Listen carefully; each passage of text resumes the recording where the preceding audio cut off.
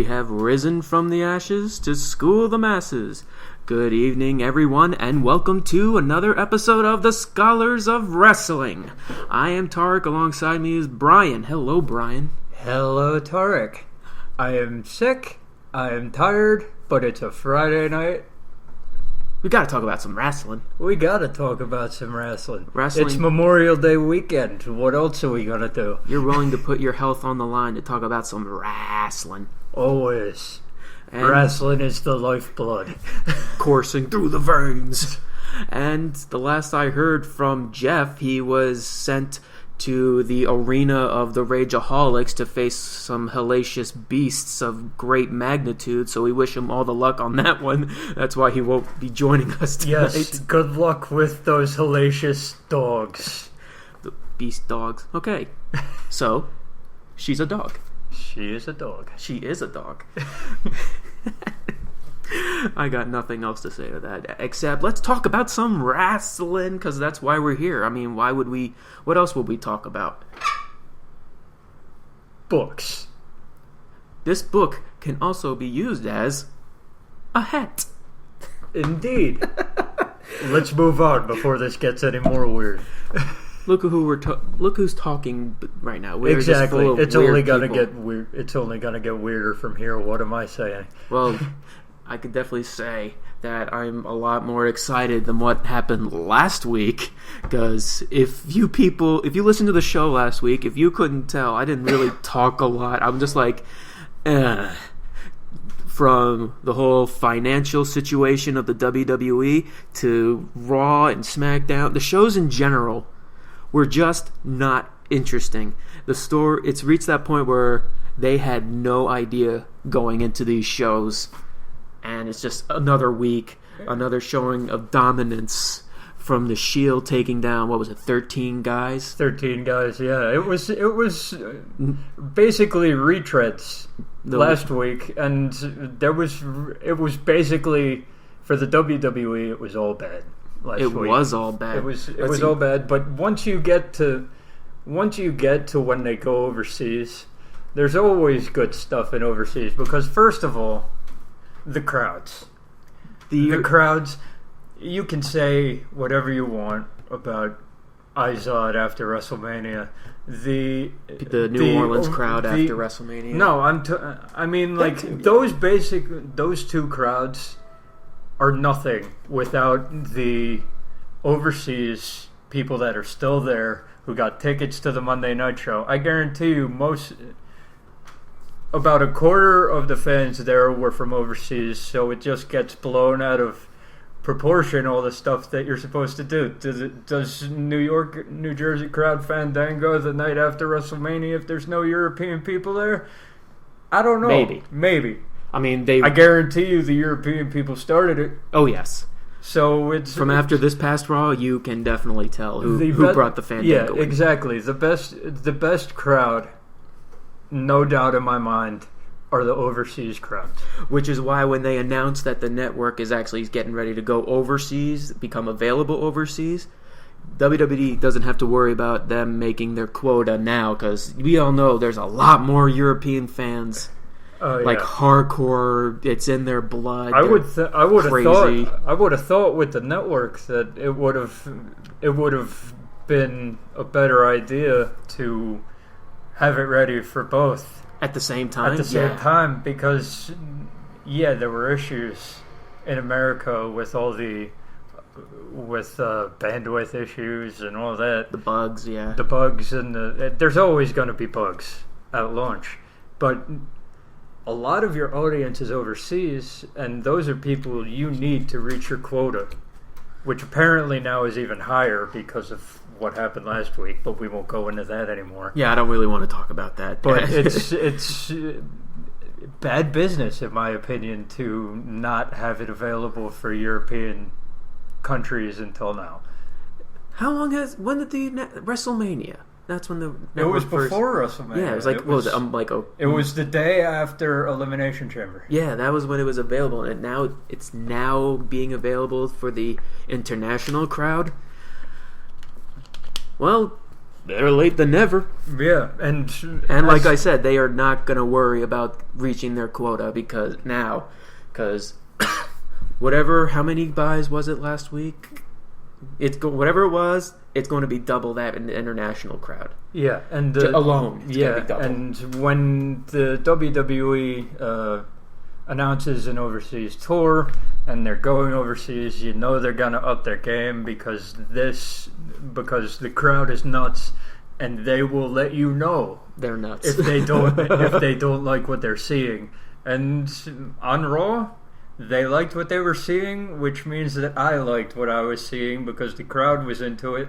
And if the crowd's not into it, like they weren't at all last week, then there's no reason for us as viewers to be into it because nobody cares. Exactly. And what else can be said? Like, because Hulk Hogan came out on SmackDown saying that it will be released to the international crowd soon. No specific no specific date yet. It's just quote soon, which worries me. Because soon is soon. Because soon could be 6 months down the line, and then there's no reason to even. Oh, there's a reason. There's a reason to do it, but it's not gonna matter in your numbers for the year to make your quota. It's not gonna matter. So soon needs to be like now. a week to 3 weeks. Soon should be as soon as possible. Yeah. And, okay, enough with what they should do. We're going back to the financial discussion. Stop it. I don't want to... Well, at least I'm a little more into it this week than last week because... Because we're talking about Europeans, and they're always fun. Yeah, us Americans, we suck when it comes to, like, filling up quotas. Yeah. It's always the international crowd that always gets the thumbs up from, well, everybody. Yep. So let's move on to Raw now, shall we? Let's go on to Raw. And the Raw crowd, like you said, the Raw crowd, automatic goat face. The English crowd. Oh, yeah. They're an automatic goat face just because they know how to get into the show. They are making themselves present on the show. And what started Raw? What started Raw was quite possibly one of the greatest promos that Bray Wyatt has done, in my opinion. At least the most quote face. I'll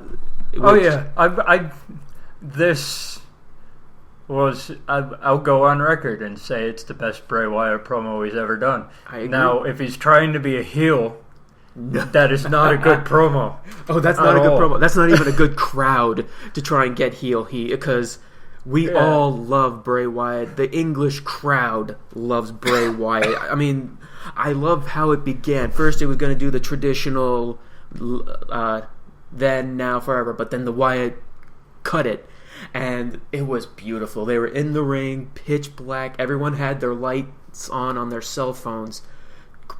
Singing. He's got the whole world in his hands. And then Bray goes into the promo saying that everyone's always looked down on him. He's talking about a teacher always talking down on him, saying he won't amount to anything. And then he goes, "Well, teacher lady, you're now." I loved when he called her teacher lady. I'm like, that's quite possibly the best thing I've ever heard. Oh yeah. Well, teacher lady, you're now living in a home, regretting not fulfilling what you want in life. But look where I am. I have the whole world in my hands. The whole world in his hands. Oh, I'm just.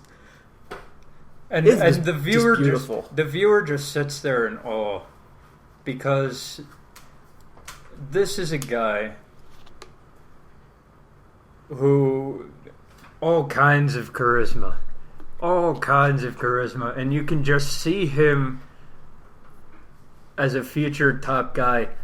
Not quite there yet because of what's been happening to him recently with Cena, and we've gone over this many times with the protecting of Cena. That doesn't need to happen anymore, and it not giving Bray Wyatt any credibility at all. But it's when he cuts these promos, man, when he cuts these promos, all the potential and all the talent that he has comes back to the forefront of my mind and gets me excited again for this feud.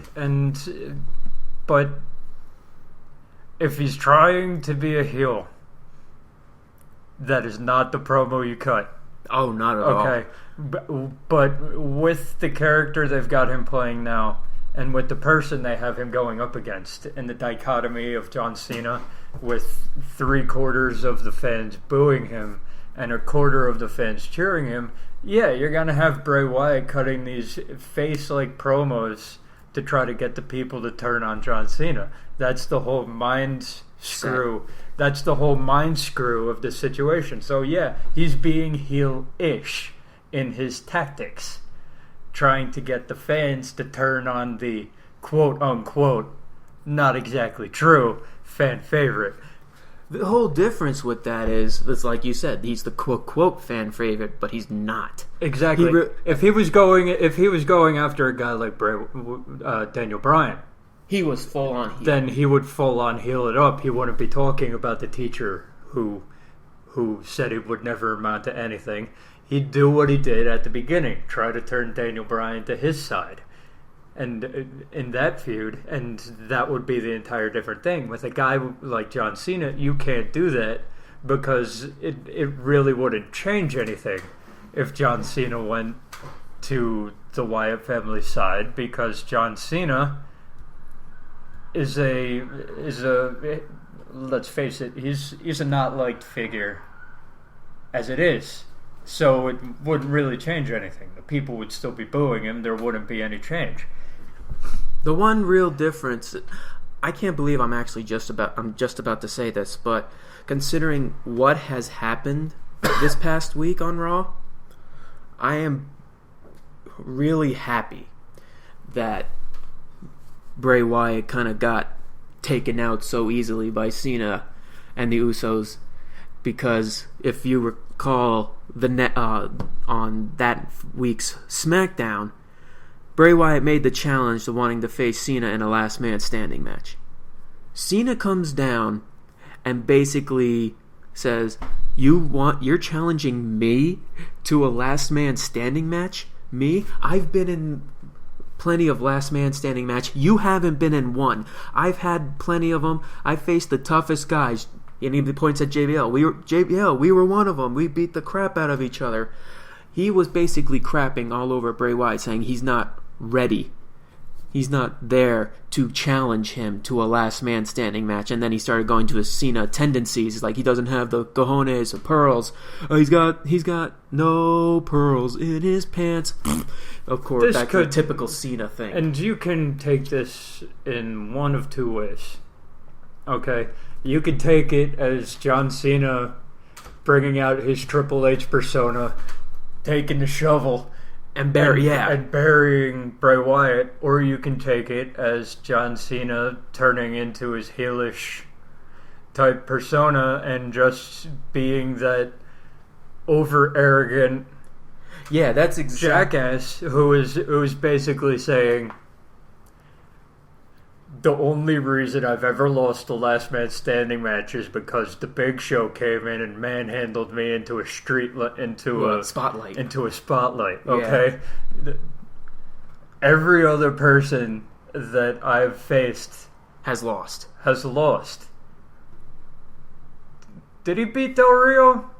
He hasn't lost a last man standing match or an I Quit match. Other than that one versus Edge when Big Show chokeslammed him through the spotlight, he has never lost. Maybe I'm getting a flashback of like an Alberto Del Rio cheating to win in a last man standing. Someone used handcuffs and tied him down to like the bottom rope where he couldn't get up. That would make sense. But off the top of my head, no. Either way, okay. I don't like John Cena. I never have. But it's one of those, like, I don't know how to take that promo. I don't. It's either he's burying the character of Bray Wyatt or he's being a heelish jackass at that point in time. So I'm like, are they kind of switching up for this part of the feud? Are they like Bray Wyatt is showing face tendencies and John Cena is showing heel tendencies? It's intriguing, okay, but then I think back to it doesn't matter because after this feud is over, it's just going to go back to status quo. Really, that's the whole question. Because when you said this is a mix between you don't know if this is a mix between John Cena being Triple H and pulling out a shovel, or him trying to be a heel. I look at it as both, but they're not making him the heel. They're making him John Cena. Yeah. This is John Cena basically starting to build a little ego because from last week he took, and even from WrestleMania, he took down each member of the Wyatts by himself in a cage match. He beat all the Wyatts. It took a kid to have him lose. And last week on Raw, him and the Usos took them down, which led to the SmackDown promo, which is he's basically starting to build a little ego and put a little attitude and kind of so last talk week him on down. Raw they took him down. Last week on Raw they took the Wyatt family down. Yeah. Okay. And he faced Rowan. I think that match just ended with them brawling. I don't know off the top of my head. No, the Usos he beat Rowan. He beat, of course. He beat Rowan because the Usos helped. The Usos helped. Yeah, on SmackDown. And which leads to Monday night, where in a way he's continuing his response to what Cena was doing. He was talking down on Bray Wyatt, saying he wasn't been in a last man standing match. You're not up to it. You don't have the capabilities. You're not good enough.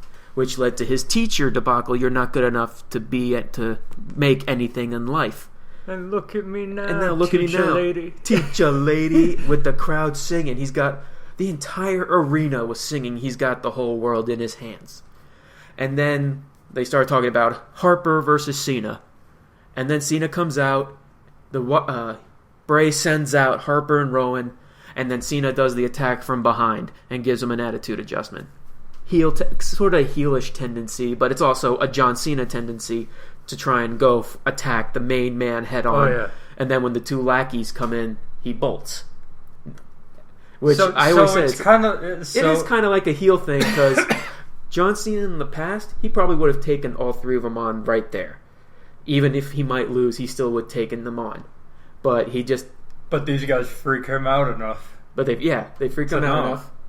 And it leads to the main event, which we'll get into that part a little later. Let's talk about what else happened on Raw, which led to the successful surgery for Daniel Bryan. Yay! Yay! Always good. They still don't know how long he's going to be out, and which leads to Stephanie McMahon coming out and saying that if Daniel Bryan doesn't come to Raw next week or this coming Monday, he will be stripped of the title. That's what if he does come to Raw, he's coming to Raw to relinquish the WWE title. Now, if he comes to Raw, if he's able to come back in a month, okay, there's no way that title's getting relinquished on Raw. There's no way in hell. If the diagnosis is longer than that, then we could just see a relinquish. We're just gonna see vacant. The return of vacant. The vacant champion. Oh right. So it's another intriguing storyline because we don't know what's going to happen yet. There's been no news about how long he's going to be out. What intrigues me is they're saying that the whole surgery, the whole neck injury in the first place was done by Kane. And that's what I like because probably not. I doubt it actually is from storyline Kane. Purposes. It just works for the storyline. Storyline purposes, it was Kane. I'm sure that he's been dealing with it for a little while. Yeah. But it actually works with the storyline, and it kind of takes Brie out of it because all she did was Thank you. Exactly. Thank you. And worst actor ever. She still had to ruin something with Kane dragging Daniel Bryan out and Brie shoving Stephanie back off or whatever she said before getting into the ambulance. But we're not talking about last week. We're talking about this week, and she's still good on the mic as a heel. Stephanie plays the bitch well. Like we were saying that Stephanie and Brie were the weak links in this whole feud. I take the part with Stephanie back because she is just amazing on the mic. She's so good as a heel, it's scary. Stephanie is good on her own. Okay? If you put a bad actor with her, then that's the bad she will tone it down to compensate for the bad actor. So therefore making her look bad at the same time. So when you have Brie Bella going up against Stephanie McMahon, Brie Bella makes Stephanie McMahon look bad. And here's an intriguing question. This past week, everybody noticed that it was a Raw on May 19th, yet there was no Kane to be found. But I'm not complaining. I actually think it's the best idea. See no evil too, baby. It's the best idea to keep Kane off TV. I'm glad he didn't show up in a squash match just to fill a segment. Yeah, it's like he didn't need to be there. He took out the top guy, and now he's out doing his demon thing in his demon place of residence, and just basking in the glory of taking out the champion. Well, we don't know if he's basking in glory. He's just sitting in a dark room going. Dark room. So what if they do? I think we started talking about this last week. What if they actually do take the title from Bryan, since he can't be, if he has to stay out longer? What do you want to see them do?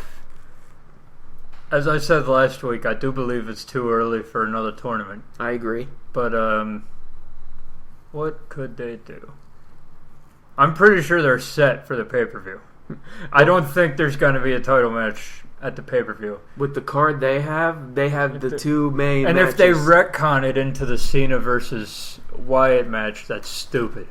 Here's one thing that I can definitely say. If the main event actually is Bray Wyatt versus Cena, I can see Bray Wyatt winning. If it's the main event, I don't know. I don't know because John Cena's winning the feud. I'm sorry. That's just the way it's happening. The question is, how long is the feud going to go? If Bray Wyatt wins at Payback, then the feud is going to continue. And at that point, I'm just like, overkill, man. Overkill. We'll continue this when we continue. But for the World Heavyweight title, hell, they can't even do a beat the clock challenge since they did that for the number one contender for the Intercontinental title this past week. I maybe have the winner of the Shield versus Evolution match, the person who gets the pinfall, face off against Kane. Oh yeah, Kane's got to stay in the title picture. Since face off against Kane for the title. That would be interesting. It's interesting because you don't know. No. Yeah, this is the one time I say they shouldn't have a tournament because they already did. They shouldn't do a beat the clock because they did that on Raw. So, but then it's at the point, what do you do? Is it at the point where you wait until Money in the Bank and have the Money in the Bank instead of having the Money in the Bank match for the contract, have it for the title? I could see that. Have the Money in the Bank be the title. Yeah, that would be very interesting. That's what I would go for because let's face it, you can't. I don't believe that you need a World Heavyweight title match at Payback if Daniel Bryan is not going to be in it. If you vacate the title, you can hold it off for a month and then do a Money in the Bank ladder match for the title. That's never been done before. Let's do it. I actually do like that idea, and we gotta put that pin on that one because that's actually an awesome idea. But let's see, answers will be answered forthcoming very soon. Questions will be answered this coming Monday, so we'll see what they'll do. Let's see if even Bryan even shows up. which actually we started talking about the Beat the Clock Challenge. Let's actually talk about that. For the Intercontinental Championship, Beat the Clock Challenge for the number one contendership at Payback. First, it was Ryback versus Big E with Big E. Actually, that was a very enjoyable match with Big E winning at 5 minutes. Just over 5 minutes. Just over 5 minutes, and that was actually a very good back and forth match between Big E and Ryback. When Ryback has an opponent that he works well with, the matches can be enjoyable, and he's always worked well with Big E. Oh yeah, I actually never doubt Ryback's capabilities as a wrestler. It's just his attitude. Oh yeah, it's his attitude that's actually pushing him down lower. I mean, he almost injured CM Punk, putting him through a table, and he didn't even care. But in my opinion, this match actually was the match of the night when it came to the Beat the Clock challenges. Yeah, the thing about these Beat the Clock matches is the first one is always the best because that's the time setter. Mm-hmm. So that's the match where you can have good wrestling and all that. The rest of it is just guys trying to beat the time. So you might not have a good wrestling match. It's just guys trying to beat the time set by the first people. So yeah, this match was good. The problem with the Beat the Clock challenges, is that the matches are short. Well, yeah. And most of the time, they aren't good.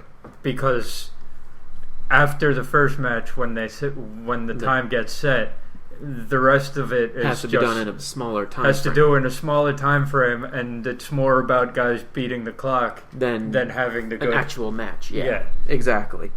And with that match said, they set it with RVD and Del Rio, which actually, since we said it started getting worse because when you set, like you said, it focuses more on trying to beat the clock than actually having an entertaining match. And this was all right. It was by mediocre. The numbers. It was. I thought it was a very mediocre match. It was a capable TV match. There was nothing offensive, but there was nothing particularly great about it either. And you didn't even get to see a 5-star frog splash. RVD won with a roll up. It was like I said, it was a very weak one. I mean, they even messed up on the Rolling Thunder because Del Rio was too close to the middle of the ring, so RVD didn't get it right, and then he just flipped over him. And he set it at what, just under 3 minutes? No, that was 4 minutes and 15 seconds. Was it? Okay. Yeah. Well, I was way off, which led to the final match between Dolph Ziggler and Mark Henry. And I'm sorry, but you knew this match wasn't going to work. It wasn't going to work, and you knew that neither of these guys were going to beat the time. Which is kind of sad. Because they're not giving Ziggler the title shot because they have Ziggler has fallen off the map. It's so sad. So it's...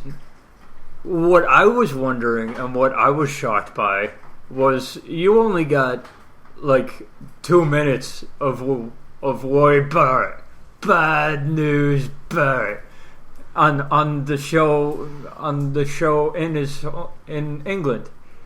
I was just like, wouldn't you want the Intercontinental Champion, not just the Intercontinental Champion, bad news Barrett on your show? Absolutely.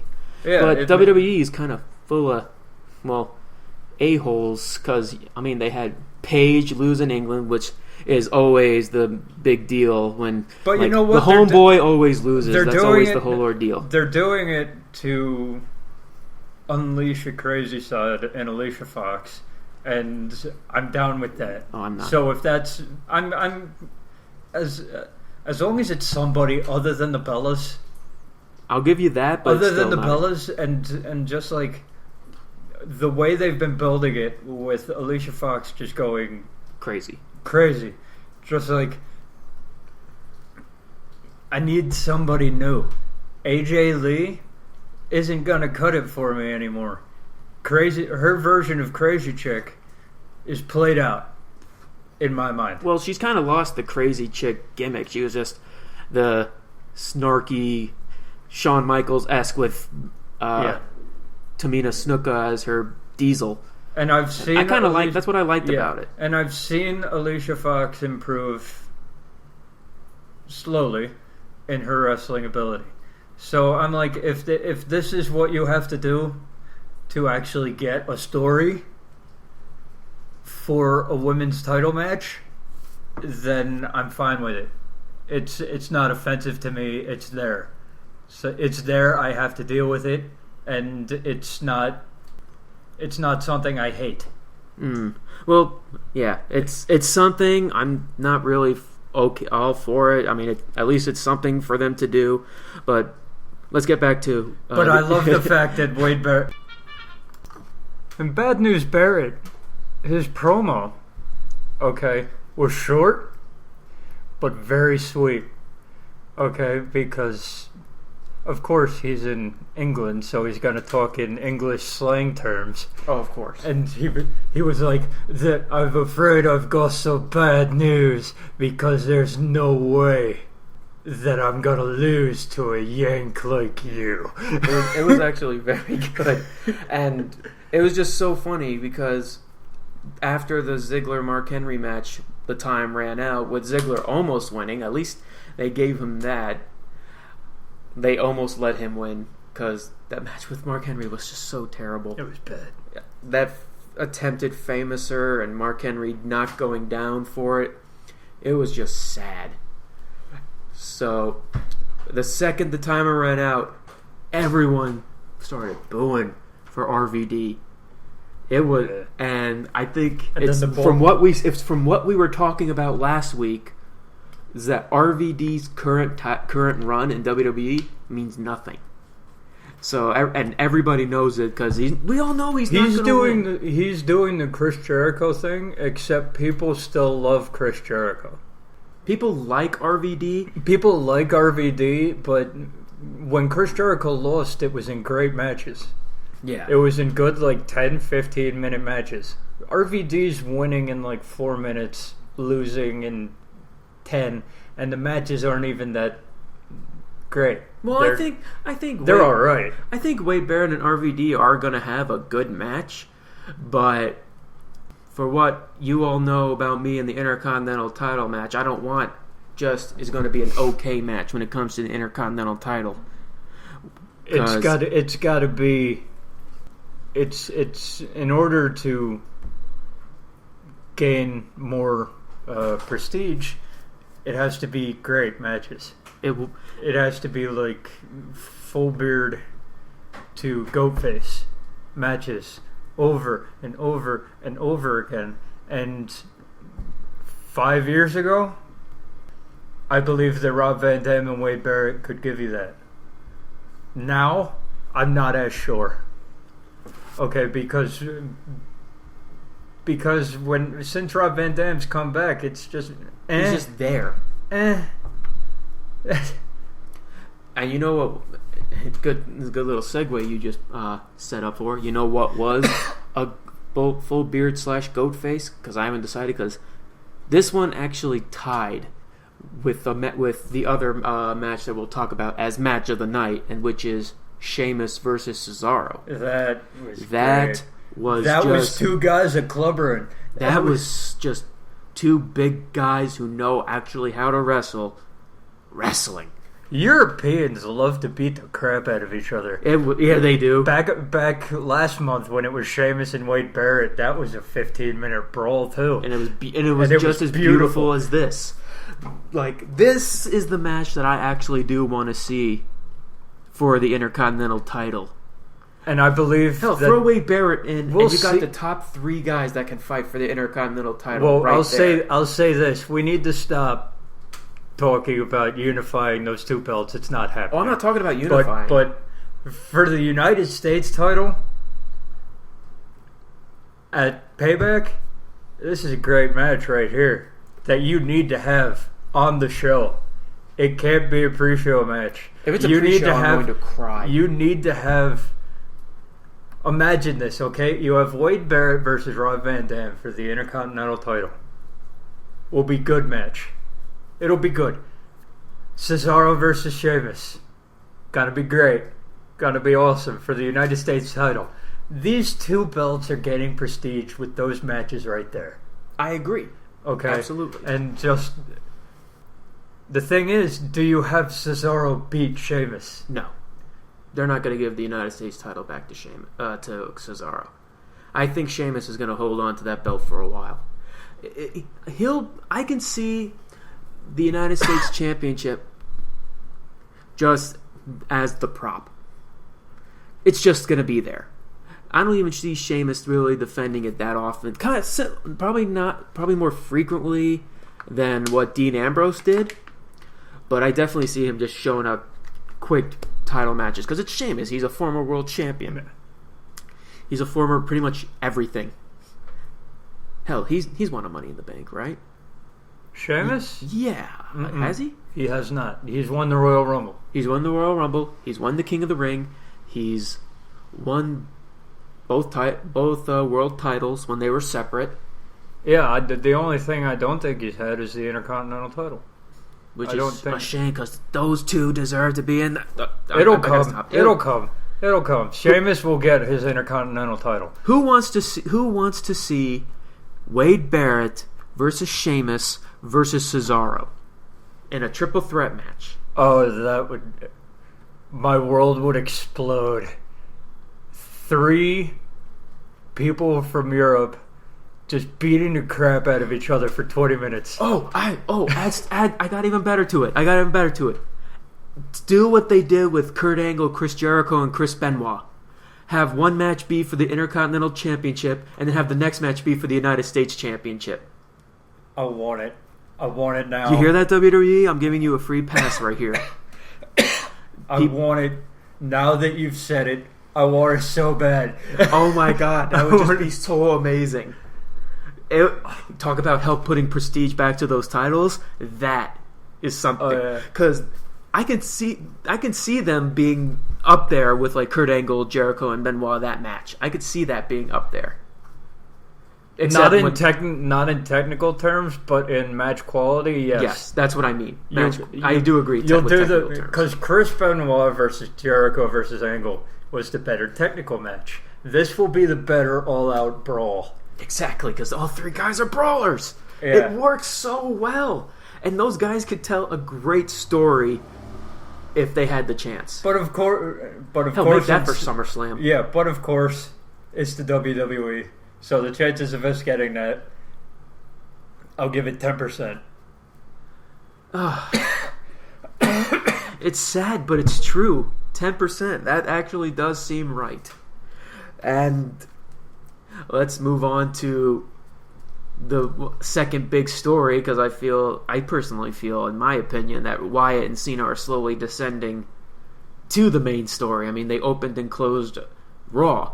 Hell, they even opened and closed SmackDown. Hulk Hogan opened SmackDown with the I do believe that Bray Wyatt versus John Cena, now that Kane versus Daniel Bryan is off the books, most likely, depending on what happens on Monday, Bray Wyatt versus John Cena will be the main event at Payback. And, yeah. Okay, so let's get into the Shield versus Evolution. The story continues. Nothing really happened. The Evolution planned on trying to take them out one by one. I do like the fact that when Batista versus Seth Rollins, no one is allowed at ringside. No one from the Shield is. The Shield is banned from ringside, except when they're commentators. Triple H. Batista comes down to fight in the match. Triple H announces that he's the guest ring announcer. He's the reinforcer. And Randy Orton is the timekeeper. And then the Shield comes, and then Dean Ambrose and Roman Reigns come out, and they're the guest commentators. Yeah, because Rollins like, here are the special commentators. What? I can't allow this. At least with Triple H and Orton coming out, Triple H is the COO. It makes sense with him throwing down his authority title there. He could have just simply used his what's the right word? Stature to say that they're banned from ringside. So no, I will not allow these guys. Because Brad Maddox, okay, He's the GM. Where is he? That he's. Remember, they said that he allowed them to be guest commentators, and then they threw him, and then they locked him in a room somewhere. That happened? Yeah. No, that didn't actually happen. But during the commentary, they Dean Ambrose and Roman Reigns said, "Oh, Brad Maddox said it was okay," and then we locked him in a closet somewhere. Poor Brad Maddox. You are definitely the Briscoe and Patterson merged to one in this day and age. But if they were playing up that Triple H is the COO, they could have just had the security take them from ringside, or tried to. Wow, we're finding plot holes in wrestling. Well, I'm sorry, but the Evolution They're very versus big plot holes. Evolution versus the Shield is boring me now. It's starting to bore me too. I mean, the story was over at Extreme Rules. What else could there be said in this feud other than them wanting to continue it just so they can have Triple H versus Roman Reigns at SummerSlam? And now that they're doing an elimination, a 6-man elimination, that's what it is? Yeah. Elimination? I didn't know. I knew it was hardcore, but they're doing a hardcore elimination 6-man tag. Interesting. So it's what can you do here? The story was over at Extreme Rules. The Shield got the win on Evolution. The Shield passed Evolution by. Exactly. Okay? Where do you go from here? The storyline bores me now. The match is going to be great because it's these 6 guys. Okay? The matches will always be great. The storyline just it bothers me. The only it actually makes sense with them it was like them finding the rules, so they're adding a new stipulation to the match. I mean, they have to. Yeah, there's nothing they can do other than add a stipulation to it. And what you told me, it was basically hardcore. I like it, and it was basically hardcore at Extreme Rules. But I do like it where it's elimination. Now that it's elimination, it's got to come. It's probably going to be 3 on Roman Reigns. Oh, that's the sad thing. I really hope not. And Roman Reigns will take out Batista and Randy Orton. Probably Triple H will get his pin back. Triple H will get his win back on Roman Reigns, setting up the encompassing feud to go to SummerSlam. Triple H versus Roman Reigns.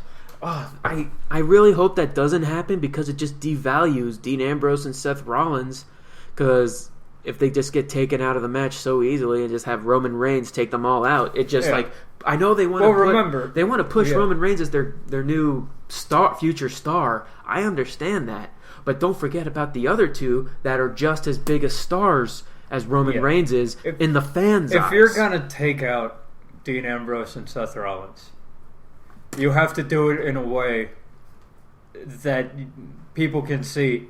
Yeah, they're done. Not bury them, just have it have them taken out in a sympathetic fashion. Seth Rollins gets put through a table, gets put through the announce table with a triple powerbomb. Dean Ambrose gets speared by Batista through the barrier, and that's how they get taken out. You can't have them just take a regular pinfall. Yeah, they have to be taken out. They have to be taken out in a big way. In a big, bad way. And to not devalue them. And I could see Triple H, they have to set up a Roman Reigns versus Triple H match, and in order to do that, Roman Reigns has already beat Batista. Okay, so I believe that, this storyline is leading to a Triple H win. I just hope it doesn't go as you say it is, if they take him out with great haste. But I am really having trouble seeing this go all the way to SummerSlam and actually having it be interesting. Yeah, it's already boring. Yeah, it's May and it's boring. If they want to give Evolution the win at Payback, that's understandable. They want to try and keep this feud going. The only way to do that, really end this feud, is by Money in the Bank. You can't continue this after that. And the only way... Unless like, Roman Reigns is in the Money in the Bank match. Like, if he... And Triple H screws him out of that. I don't know. It's the only way. But if they want to keep this feud going between Evolution and The Shield, can't just be setting up Roman Reigns and Triple H in the future without basically pushing the other guys aside. It just doesn't... I'm having so much difficulty trying to put this puzzle together. Yeah, because the pieces are just not working for me. It's as I said earlier, okay? This feud had a definitive ending point at Extreme Rules. Now they're just letting it go. They're letting it go until SummerSlam, and it's going to be one of those feuds where at the end you're not going to care about the final match because you're just going to be like, it's finally over. Jeez. Hell, it's going to continue going if they're going to give Evolution the win, which they most likely are. We'll save that for the prediction show, which is going to be next week. Cheap plug. Plug indeed. But like I said, if they want to give Evolution the win to keep this feud going, they have to have a best of 3. And the only way to have a best of 3 is to have the third match. And they can't wait. They can't skip a pay-per-view just so they can have like Roman Reigns or any member of the Shield in the Money in the Bank match. Yeah, it doesn't work, especially if they throw in your idea with the Money in the Bank being the title. Yeah, true. It can't work. Well, unless Triple H to set up the singles feud. Okay, it makes sense for Triple H to screw Roman Reigns in said Money in the Bank match. Okay, it makes sense. The problem is that the Shield and Evolution matches are done. Okay? After this 6-man tag, you cannot have another one on pay-per-view. Okay? After this one, you've exhausted all available routes for 6-man tag matches. Not necessarily. Not necessarily, but it's one of those. It doesn't need to happen, but it's going to. It's going to, but it doesn't need to, and that's the problem with this feud. Okay, it's overblown. It's too long, and by the time it actually gets a final payoff, no one's gonna care.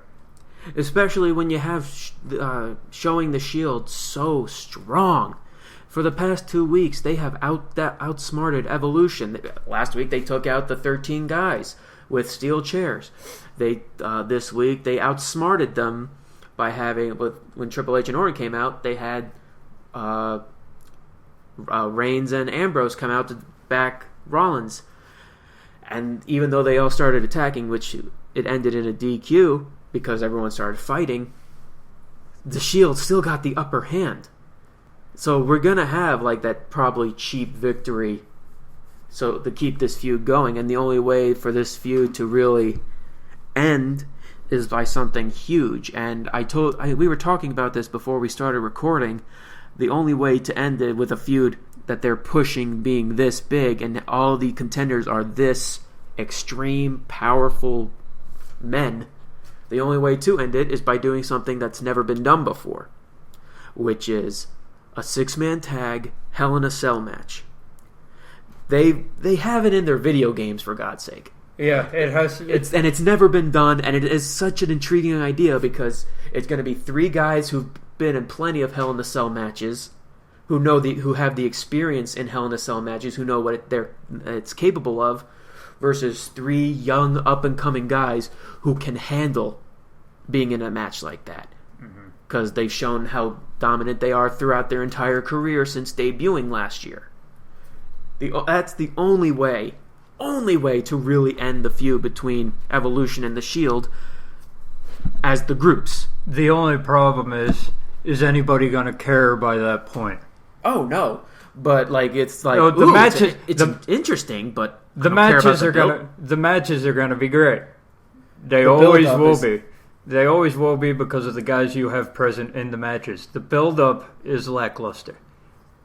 The build up to the Extreme Rules match was great because I thought, hey, one and done.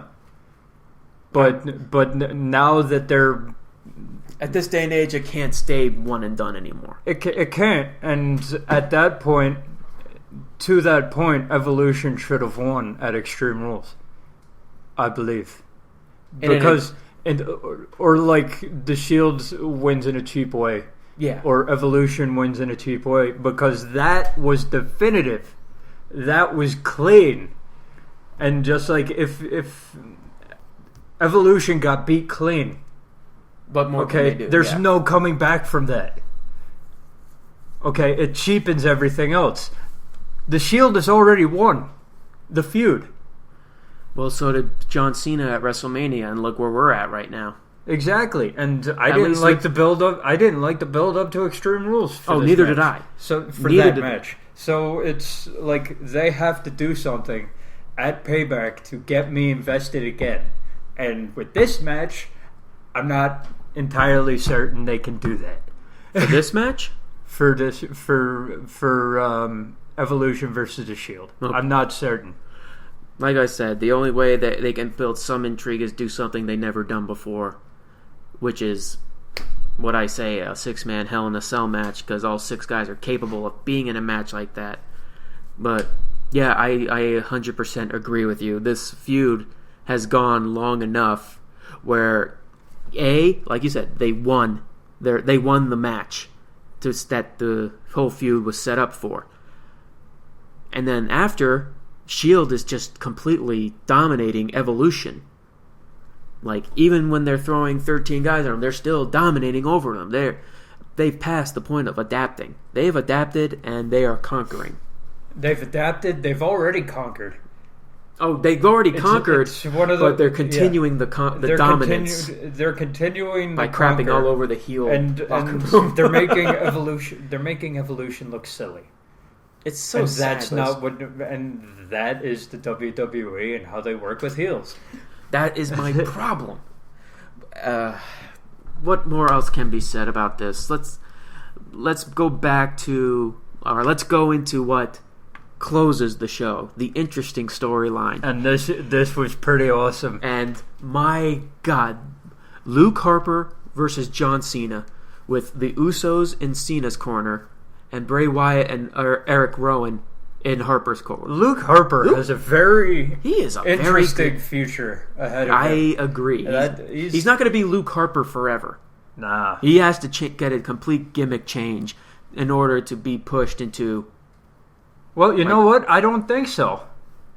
I think he can keep this gimmick and still go far. You think so? Because you lose the cult member status, but keep the look and keep the mannerisms, and he'll be fine.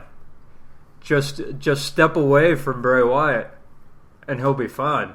But do you still think he has to do it under it's just at this point it's hard to see Harper, the character. It's not hard for me. It's hard to see the character. It's not hard for me on his own. Because they're pushing him and Rowan still as the lackeys. He may be the best lackey because he puts on great matches, but he's still the lackey. It's not hard to see the character for me because they've given him promo time. I mean, they have, and he's under Bray Wyatt's thumb now.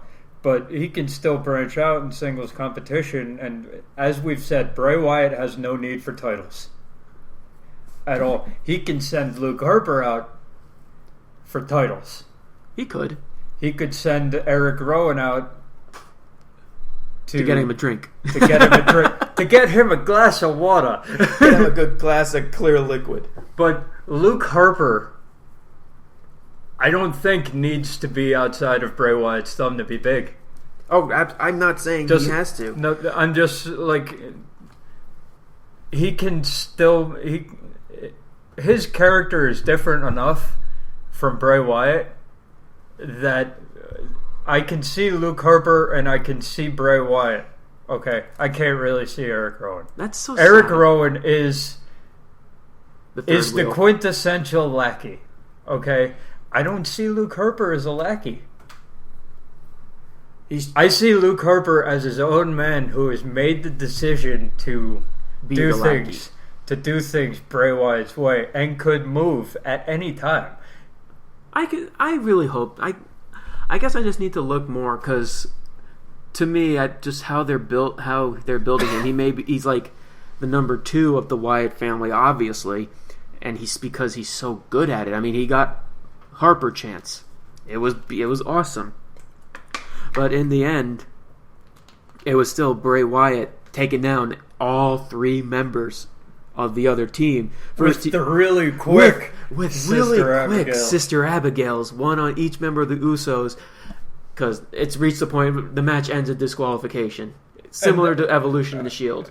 But it was so intriguing because it helps start building on Bray Wyatt being capable of standing up with John Cena in the Last Man Standing match. It's building up. It's like, see, when people look down on me, they get proven wrong. Yeah, and it also proves that he can pull that Sister Abigail out of his pocket anywhere. At any time. He doesn't have to go through all the motions, the kissing motions. Yeah, he can pull that out and hit you with it at any time, and it still looks amazing. Yeah, and that's got to be interesting to see in a Last Man Standing match. And then they drag John Cena's body to the ramp, hit him another Sister Abigail, and have Harper count to 10 while Bray Wyatt singing "He's Got the Whole World in His Hands" with the crowd singing with him. Oh, what an amazing image to end Raw. And I thought they couldn't top Cena with the sheep mask tied into the ropes. I got proven wrong. Oh yeah. You got proven wrong in a big way, man. In a big way, and I have never been so happy to be proven wrong. Oh my God. What more can be said other than here's the $1 million question. Are they trying to slowly turn Bray Wyatt into a tweener? Or a face? I think or they're just having it being... For this particular feud, they're slowly switching jobs. I think as a cult leader, okay, you'll automatically be a tweener to the fans. Okay. Now you've got... It also depends on who he's facing. And I do believe it's only for this feud. It'll only be for this feud because that's how you get to John Cena. He's just doing what he has to do to get to John Cena. Okay, to get to Daniel Bryan, he tries to turn him. Okay, to get to John Cena, he tries to turn his people.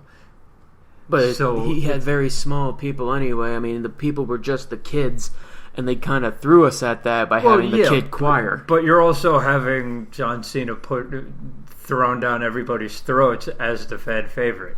So the WWE thinks he's a fan favorite.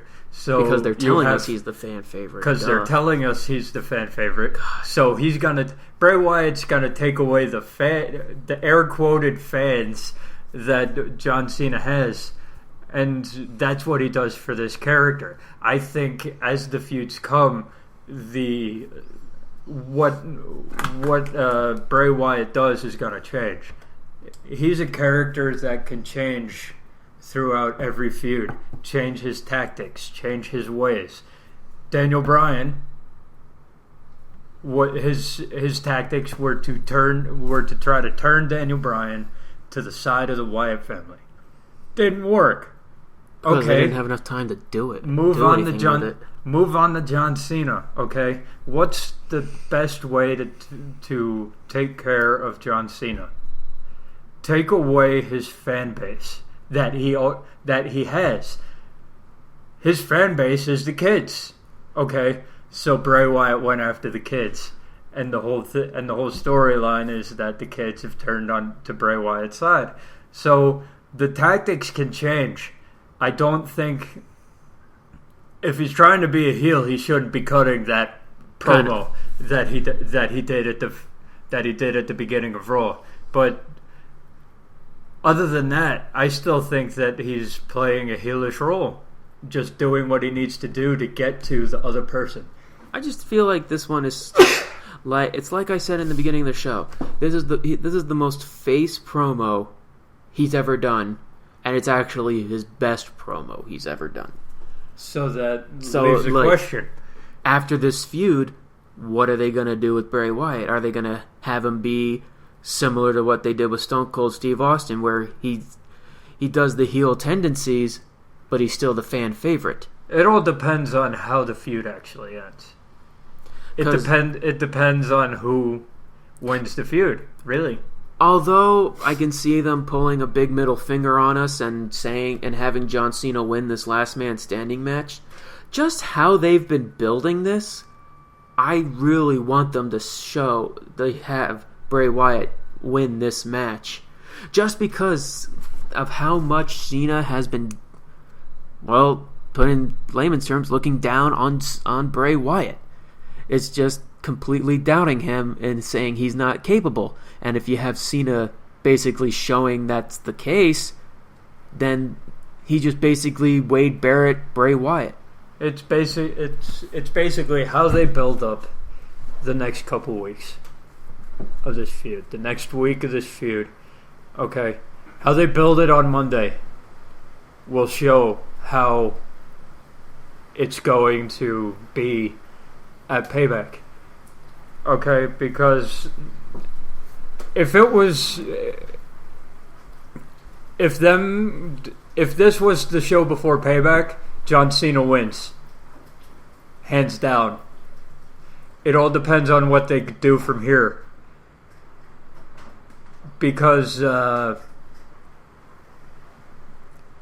don't think Bray Wyatt can afford a clean loss. I don't think Bray Wyatt can't afford this loss, period. Clean I think dirty. He can. I think he can. I don't think he can. I think he can afford a loss if he gets to John Cena. If John Cena goes completely insane and just annihilates him, then I can be like, okay, he didn't win the battle, but in all ways he won the war he wanted to win. I just, at this point, it's just getting really hard to see John Cena snap. It's really hard, at least from my standpoint. You could see it, I can't. Oh, I'm not saying that I can see it. I'm saying that's the only way that Bray Wyatt makes it out of a loss with it's just credibility. It's just really hard because how many losses, how many beatdowns, how many just devaluing him can they go until it actually hurts Bray Wyatt in the end? Well, we'll find out, won't we? The only way I want to see this, have it be open, is when they, on the Go Home show, they do something similar to what they did with CM Punk and John Cena back at Money in the Bank when Punk was leaving. Cena saying, if you lose, what are you? What's the whole point? I want the, just one final confrontation. No fighting. Maybe just one hit, kind of similar to CM Punk calling Cena the Yankees. No matter what, I still love that. That's still the best line ever. That is still the best. It is just great. You are what you hate. You have become the New York Yankees. Punch! I want it to be something like that where Cena's saying, you have everything on the line in this match. Because in a small way, he does. Bray Wyatt has a lot to lose in this match. Because if he just suffers another loss, then what was the whole point of this whole feud? Having us as fans listen to what Bray Wyatt says, actually understand what he's saying, and get behind him just so we can have John Cena win in the end. What was the point? That's why I hate some of these feuds where they build a certain character up and just has them lose in the end. Yeah, as I said... That's exactly what they did with the Nexus. They built the Nexus up to being this completely dominant force. Well, remember, but once they started, John Cena was the one who nixed it. Because of John Cena, it went down the toilet. So it's basically, we'll see what happens at Payback. Okay, but I'm hoping that either Bray Wyatt wins, doesn't have to be clean, but wins in a way that doesn't affect him like Extreme Rules did. Makes him look out to be like a pansy who needs little kids to do his work for him. I hated but that so much. It's so... Or I will be fine if he loses, but he wins he does what he wanted to do in the first place. Break John Cena. Yeah.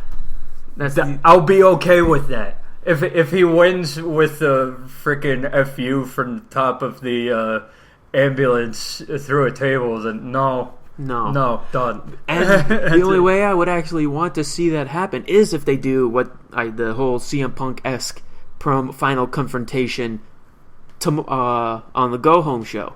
Something similar, showing that Cena is slowly breaking. And he's like, and with the punch, Bray Wyatt, all he can do is laugh. Yeah, exactly. Don't throw a punch back. Don't throw a punch back out of the ring. Just punch and roll out and just be smiling, doing his great laugh, kneeling in front on the Titantron, singing He's Got the Whole World in His Hands with the rest of the crowd singing it with him. And that's how you close it. And with John Cena with an oh crap look on his face. With an oh crap and an angry look, showing that it actually is working, that Bray Wyatt is getting to him. And then it continues on to the pay-per-view with him finally, quote, snapping. That's the only way it will work. Mm-hmm. But how can you have him snap in a last man standing match? Like, just continuously beating him with a chair? It's one of those... It's one of those matches where you need to lift the bloodbath. Oh, yeah. It's one of those matches where the way they do it now, it's hard because snapping is different now than it was back then, where you could see someone snap and then someone dons the crimson mask, and that shows you. I love that. And that shows you exactly how bad it was. Now you have no idea because it's like, oh, he snaps and he throws him through a guardrail and he puts him through 3 tables. And there's not a scratch on him. That's the one thing that always didn't work when Cena attacked Swagger with his feud with Kane, bring on the hate. That's why I'm kind of getting excited because he brought JBL's match into it, and that had John Cena bleeding like a stuck pig. The only way to make real credibility on this is John Cena snapping is donning the crimson mask on Bray Wyatt, and he's still laughing because he got him to do something that this whole thing, if he continues doing that, it will leave the fans in shock, especially the kids. Yeah, he keeps John Cena snaps, Bray Wyatt is just laughing in his face like he's hurt as hell, but Bray Wyatt's just sitting there laughing and saying, "Do it, John. Do it," and then just takes him out with whatever. Not even that. He just slowly beats him down to he's slowly getting up. John Cena stops and realizes what he did. He just looks out and just looks around, and you just show the shocked kid's look, and Cena just walks out, and the match doesn't end. That will never happen. But how much of an impact? How much of an impact that would leave on the audience? The match that has to end, doesn't. With Cena realizing what he did, how badly he's beaten a human being, that he actually has to leave, and you just hear the fans in silence and in boos because they're like, "You're leaving." That would basically, I would pull out the Fry meme. Shut up and take my money for the next night. Yeah, but also what I was like, if it wasn't that, it would be like John Cena beating him down so badly, and Bray Wyatt on his knees, kind of swaying like this, whoa, and then laughing and saying, "Finish it, do it, finish it," and John Cena while laughing, and John Cena finishes it. And while the referee is counting Bray Wyatt out, that's when John Cena realizes what he's done. That would be interesting. And yeah, John Cena wins the match, but Bray Wyatt won the war. When you think about it. But here's the question: would the match end? Yes. The match would still end with... The match would still end because John Cena would figure out what he did as the ref is counting. Because Bray Wyatt, in the end, got John Cena to do what he wanted John Cena to do. Either way, got match the monster ending or not, out. I want to see this. This would just make me squeal like a little girl. Yeah, this would be awesome. And what... Hell, that was Raw. That was Raw, and what things Raw. To come. In a nutshell, that was Pretty Raw. simple. A very good Raw. A very good week. A very... I normally don't give out any higher than a classic OT because there's always some crap to mix along with the with the good stuff. But this week there was enough good stuff to break the string of pretty crappy Raws and get this to the classic OT. Oh, this is something we talked about before we started recording. The past few Raws before this week, was on the verge of peach fuzz because it was just so boring with what was, because everything was getting so repetitive. But because of this week, it made all those weeks worth it. Well, at least last week worth it, because you saw me last week. I wasn't in, not even just what we were talking about last week on the show, but just how the week went by. Where when Raw was over, I was angry. I was like, I'm not happy with the current product that they're presenting me. This week actually brought it back. It made me interested, and it made last week worth it because it makes everything make sense with what they were talking about. Indeed. And I can't wait for the go home show for the pay-per-view. Let's hope the go home show delivers as well. Exactly. And that's it for tonight. Normally we have the fool do the cheap plugs, but if you like what you're listening to, you can like us on Facebook, follow each of us on Twitter. I'm trying to not get Zack Ryder moment here. Might as well finish it off. And subscribe to our YouTube page, which you are listening to our show. Yay. And soon we'll have more things to come. We're slowly building to bigger and better things for the Scholars of Wrestling. Rising from the ashes, if you will. Right? Exactly. What better way than to continue rising from the ashes to school the masses? We are the Scholars of Wrestling, and you have just been schooled. You're welcome. See you at the Go Home Show. Peace, mother. Whoa.